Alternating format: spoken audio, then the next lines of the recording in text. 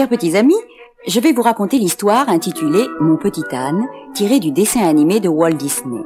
Vous pourrez la suivre dans votre livre et vous saurez que le moment est venu de tourner la page lorsque vous entendrez Petit âne braire comme ceci. Et maintenant, commençons. Cette histoire se passe il y a longtemps, très longtemps. Je peux même dire, sans trop me tromper, il y a presque 2000 ans. En ce temps-là, vivait dans la campagne, près de la ville de Nazareth, un petit garçon qui aimait très fort son petit âne. Mais celui-ci était très vieux, fatigué, et ne pouvait plus travailler comme autrefois. Le petit garçon évitait de le charger trop lourdement. Et puis, il lui parlait, tout le temps. « Mon petit âne, mon tout gris, comment vas-tu ce matin? Allons, debout, paresseux, debout. C'est l'heure de te dégourdir les pattes. Il le faut, tu sais, il le faut. Tu as bien dormi? Tu as fait de beaux rêves? Tu as rêvé que tu volais comme un oiseau? Moi aussi. Est-ce que tu as faim? Ah, je savais que tu répondrais oui avec tes oreilles. » Le petit garçon parlait toujours ainsi à son âne, comme s'il avait été un ami, un camarade. C'était la récréation avant de partir travailler dans les champs, car il aidait son père et cultivait la terre autour de son village. Mais ce matin-là, le père vint interrompre la récréation. « Dépêche-toi, mon fils, le travail n'attend pas. »« Oui, j'arrive, père. »« Les ânes sont-ils harnachés ?»« Ils sont prêts. »« Oh, et toi, tu peux pas manger plus vite? Tu n'as qu'à avaler ton foin tout rond. »« Tu sais au moins qu'il a un appétit d'ogre. Il travaille 100 fois moins que les autres et coûte tout autant à nourrir. Ah, je crois que je vais le vendre. » Oh non, père, non. Je sais que tu vas être très triste, mais nous sommes pauvres, et j'espère en tirer une bonne pièce d'argent. Je comprends. Mais alors, laissez-moi le conduire à la ville et le vendre moi-même, à un homme très gentil. Si tu le désires, oui, mon fils. Tu partiras à l'aube, et tu reviendras au crépuscule, mais sans ton petit âne. C'est promis, père. C'est juré. Et dès le lendemain matin, ils prirent le chemin menant à Nazareth. Le petit garçon était désolé. Il tentait de se consoler en promettant tous les bonheurs possibles à son petit âne. Tu verras, je te trouverai un maître très gentil. Tu mangeras et tu dormiras quand tu voudras. On te brossera tous les matins. Et tu iras juste te promener dans l'après-midi, en portant sur ton dos une petite fille peut-être. Ils arrivèrent ainsi devant les remparts de la ville. Un garde les arrêta brutalement. « Halte! Qu'est-ce qui t'amène ici, mon garçon ?»« Eh ben, je viens pour vendre mon petit âne, monsieur. C'est le jour du marché. » »« Je sais ça, figure-toi. Tu veux vendre cet âne?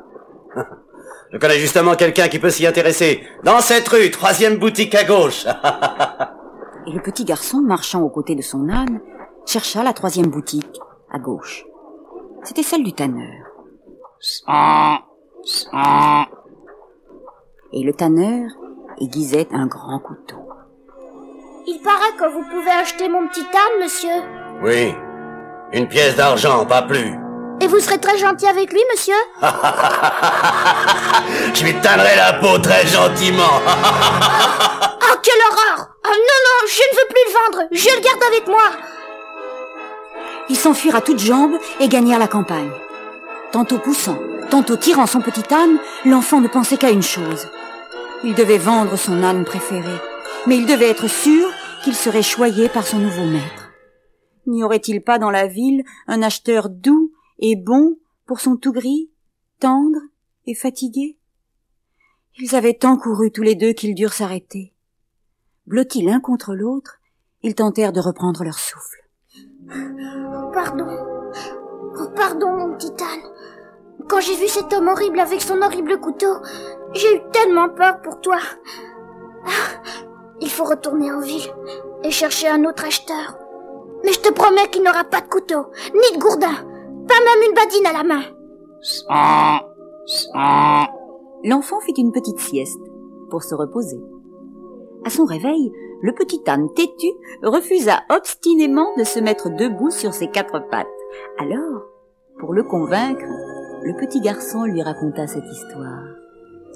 Écoute-moi bien. Il était une fois une bête à poils, qui avait de longues oreilles duveteuses, des naseaux aussi doux que le miel, et des yeux couleur d'amande. Et tu sais quoi? Cette bête était un petit âne qui jamais ne restait couché quand son maître lui demandait de se mettre en route. Alors, qu'en penses-tu, mon tout gris? Tu ne veux pas être moins raisonnable que cette bête à poils, n'est-ce pas? Bien sûr, le petit âne aimait lui aussi très fort le petit garçon.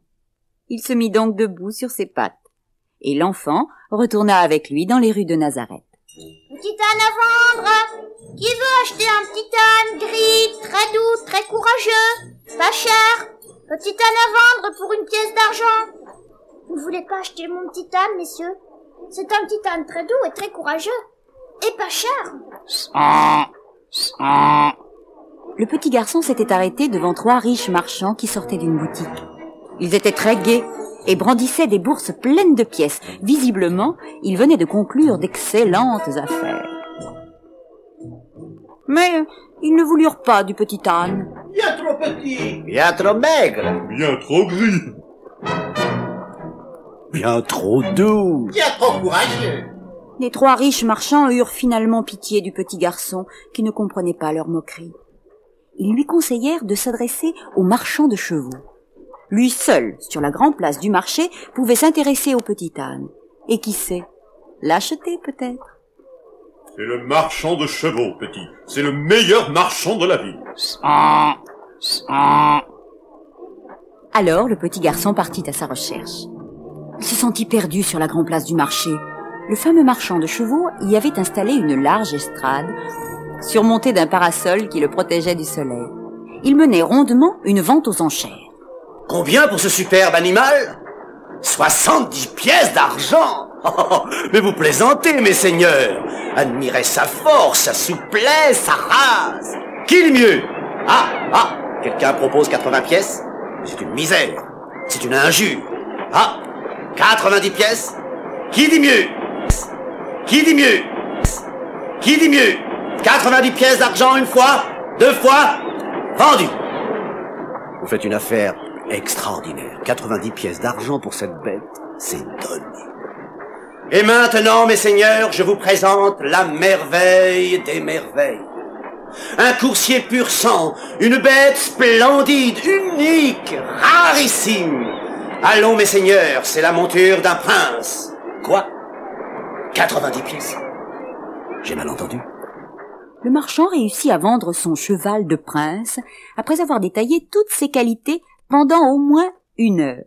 Il avait le pelage le plus beau et le caractère le plus docile de la race chevaline. Il avait aussi le plus petit appétit, les pattes les plus solides, enfin l'échine la plus souple du monde. Soudain, le marchand aperçut sur l'estrade, près de lui, le petit garçon et son âne. Mais qu'est-ce que c'est que ça? Petit âne, monsieur. Il est à vendre. Et toi, tu es à vendre aussi? Je comprends pas, monsieur. Tu fais l'âne pour avoir du son. Je ne veux pas de cet animal ridicule sur mon estrade. On ne vend que des chevaux ici. Mais mon âne est digne de l'écurie d'un roi. Admirez, mes seigneurs, cette distinction, ce pelage, ces oreilles, cette queue en panache. Une monture royale, ça. Ne vous moquez pas de lui, je vous le défends. Le petit garçon, furieux et humilié, tenta de faire descendre son âne de l'estrade. Allons, viens, mon tout gris, viens. On ne veut pas de nous ici. Mais les railleries du marchand chatouillaient désagréablement les oreilles du petit âne. C'est un méchant homme qui ne se méfie pas de mon coup de pied, pensait-il. Et paf, d'une seule ruade, il l'envoya par-dessus l'estrade rouler dans la poussière. Dans la bousculade générale qui s'ensuivit, le petit garçon et son âne se sauvèrent à travers les rues de la ville. Ils errèrent longtemps, au hasard, cherchant un refuge. Ils s'arrêtèrent enfin, épuisés, sur une petite place sombre et déserte. Tu as été formidable, mon tout gris. Mais la nuit tombe, et je ne peux pas m'en retourner chez mon père sans t'avoir vendu. C'est affreux. Qu'allons-nous devenir?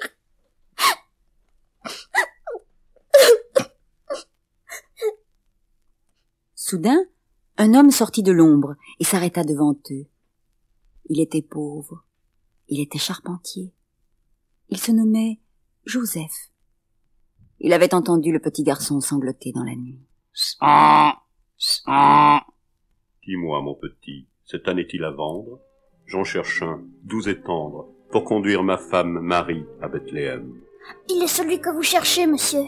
Malheureusement, je n'ai qu'une pièce d'argent pour te l'acheter. C'est suffisant, monsieur. Je veux seulement que mon petit âne soit choyé et très aimé.